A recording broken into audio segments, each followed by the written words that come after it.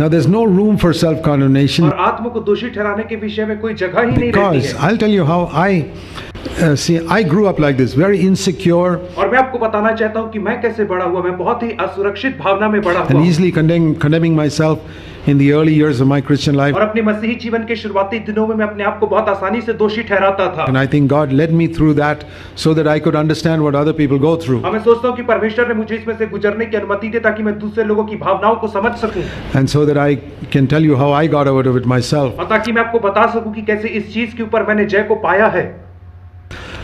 First of all, it is by knowing God as a loving Father. That is the secret of it all. And सर्वप्रथम यह परमेश्वर को पिता के तौर पे जानने से होता है और यही तो इस बात का रहस्य है।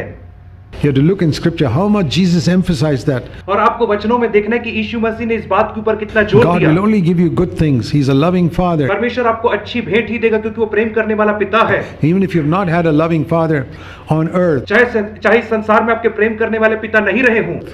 think of the stories that Jesus said of a son who went and messed up his life. और यीशु मसीह ने उड़ाव पुत्र की कहानी बताया। उसके विषय में आप सोचो, उस पुत्र ने अपना सब कुछ बर्बाद कर दिया था। अपने पिता की सारी संपत्ति को उसने उड़ा दिया था। Wasted half his father's property. और अपने पिता की आधी संपत्ति को उसने उड़ा दिया था। The father was a billionaire और जो पिता था उसका वह करोड़पति आदमी because he had था। many servants, it says in the house. क्योंकि उसके घर में बहुत सारे सेवक थे, जैसे बाइबल बताती है। How many people have many servants in their house? और कितने लोगों के घर में बहुत सारे सेवक आज काम करते हैं। I mean, even to keep one maid or one servant is so expensive. और आज एक नौकर या नौकरानी को रखना ही कितना महंगा पड़ जाता है हमें। Think of a man who has many servants in his house in the story of the prodigal son. और उस मनुष्य के विषय में सोचिए जिसके घर में बहुत सारे सेवक थे उड़ाव पुत्र की कहानी में। He must have been a billionaire. वो जरूर करोड़पति आदमी रहा होगा। Think of when a man takes half that property, और जब कोई मनुष्य उस संपत्ति का आधा हिस्सा लेकर चले जाता है, half his wealth and goes away. और उसकी सारी जमा पूंजी और संपत्ति का आधा हिस्सा लेकर के भाग जाता How है। long do you think that son took to waste all that? Must have been many years. तो आपको क्या लगता है कि उस उड़ाव पुत्र को उस संपत्ति को खर्च करने में कितना समय लगा होगा? बहुत सारा साल लगा होगा। Imagine a person taking half the wealth of his billionaire father's money. कल्पना करें कि एक व्यक्ति अपने करोड़पति बाप की पूरी आधी संपत्ति को ले जाता है उड़वाने के लिए, going and wasting it, और जाकर के सारी संपत्ति को उड़ा देता है, and ruining himself, coming back skin and bones, and the father runs to welcome him. अपने आप को बर्बाद कर देता है, हड्डी का ढांचा बन करके घर लौटता है, और जब पिता उसे देखता है तो दौड़ करके उसका स्वागत करता है। And never says a word about why did you waste my money or why did you do this. और पिता ने एक शब्द भी उससे नहीं कहा कि तूने क्यों ऐसा किया, तूने क्यों मेरे पैसे को बर्बाद किया। At least there you can see a father's love. वहां पे आप एक पिता के प्रेम को देख सकते That's हैं। one of the clearest pictures of God as a loving father running.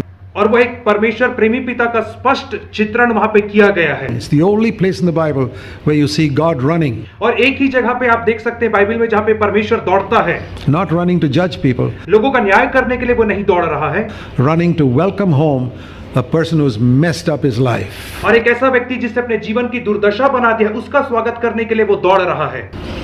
And that should encourage anyone here who's messed up your life. और यहाँ पे उपस्थित हर एक व्यक्ति जिसने अपने जीवन की दुर्दशा बना दी है उसको ये वचन से प्रोत्साहित हो जाना If you take चाहिए। one step towards God, God will come running towards you. आप परमेश्वर की तरफ एक कदम बढ़ाइए और परमेश्वर आपकी तरफ दौड़ता हुआ चला आएगा। And after that, if you backslide, when you come back, God still comes running to you. उसके बाद जब आप बैकस्लाइड हो जाएंगे, पीछे हट जाएंगे और फिर आप उसके पास वापस आएंगे तो फिर परमेश्वर दौड़ता हुआ आपके पास आएगा। Because remember, this is not a stranger becoming an adopted son. आप इस बात को याद रखिए, ये कोई अपरिचित व्यक्ति नहीं था जिसे एक पिता गोद लेकर के अपना No. पुत्र बना रहा था। नहीं, This is the story of a son who backslid and went away from the father. और एक पुत्र की कहानी है जो बैकस्लाइड हो गया, जो पीछे हट गया और अपने पिता से दूर चले गए। कैसे पुत्र की यह कहानी है, And he's coming back. और वह उड़ाव पुत्र वापिस आ रहा है अब। So never get discouraged. इसलिए आप कभी भी निराश या ना उम्मीद ना हुए। And I found my security in this. In और मुझे मेरी सुरक्षा इस वचन में मिलती है। Ephesians 1:4, इफिसियों की it पत्री says, God has chosen me, and that applies to you as well, in Christ before the foundation of the world. इफिसियों 1:4 में परमेश्वर का वचन कहता है कि उसने सृष्टि की रचना से पहले मुझे चुन लिया है। You know where the foundation of the world was? Genesis 1:1. और आपको पता है कि जगत की नींव कहाँ पे डाली गई? उत्पत्ति 1:1 में।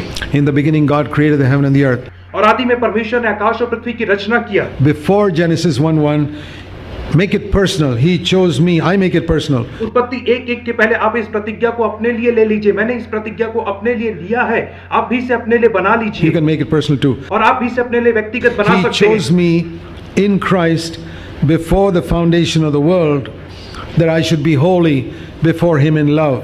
और उसने जगत की उत्पत्ति के पहले मुझे मसीह यीशु में चुन लिया ताकि मैं उसके निकट प्रेम और पवित्रता में निर्दोष हूँ। इफिसियों 1:4। And we are told in 1 Peter और हमें पहले पत्रस की पत्री में बताया गया है in chapter 1 और उसका पहला that I अध्याय was में, elected according 1 Peter 1 verse 1 and 2 according to the foreknowledge of God. पहला पत्रस पहला अध्याय 1 और दूसरे वचन के अनुसार कि उसने अपने पूर्व ज्ञान से हम में से हर एक को चुन लिया है। God could look into the future millions of years and see that in the 20th century I would be born. और परमेश्वर अतीत काल से ही करोड़ों साल बाद देख सकता था कि इस 20वीं शताब्दी में मेरा जन्म होएगा करके, And I would accept Christ as my Savior in 1959. और 1959 में मैं मसीह यीशु को अपने उद्धारकर्ता के रूप में ग्रहण करूंगा। God saw that before Genesis 1:1. और परमेश्वर ने इन सब बातों को उत्पत्ति 1:1 के पहले ही देख लिया Now था। I'm making it personal. You can apply it to और yourself. मैं इन सब चीजों को व्यक्तिगत तौर पे लेता हूं, आप भी इसे व्यक्तिगत बना सकते And so हैं। before the foundation of the world, Ephesians 1 says, इफिसियों 1 अध्याय कहता है इसलिए जगत की उत्पत्ति से पहले I was there, chosen in Him. So मैं वहां पे था जिसे प्रभु यीशु ने चुन लिया था। before the angels were created, before there was any devil, स्वर्गदूतों की रचना के पहले, शैतान के आने से पहले, way back in eternity past, who was there? God the Father, God the Son, God the Holy Spirit, and Zach Poonen in God's mind.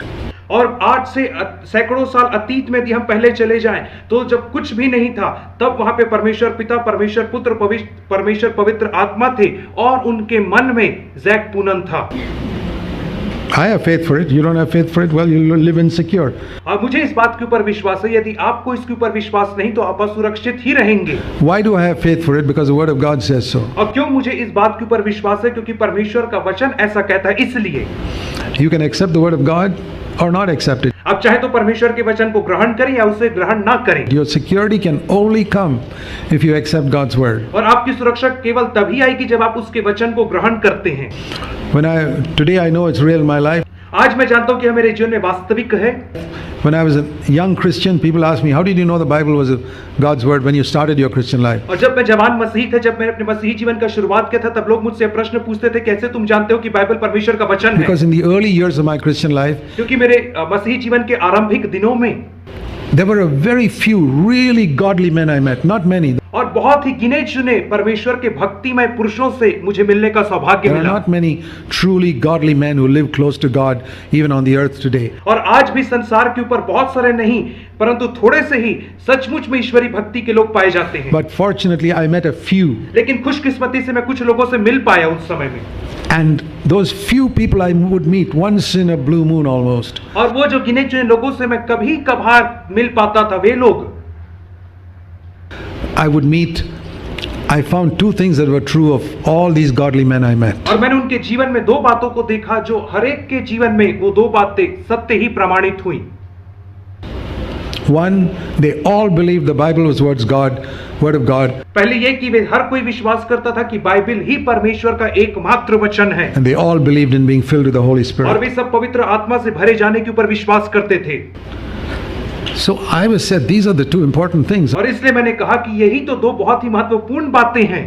I go by what I see in the result in these lives. और मैं इन लोगों के जीवन में जो परिणाम देख रहा हूँ उसके अनुसार ही मैं आगे बढ़ूंगा। So that's how I believe the Bible was God's Word. और इस रीति से मैंने विश्वास किया कि बाइबल ही परमेश्वर का वचन है। The importance of being filled with the Spirit then. और पवित्र आत्मा से भरे जाने के महत्व को मैंने उस समय सीखा। Now of course I know it from personal experience.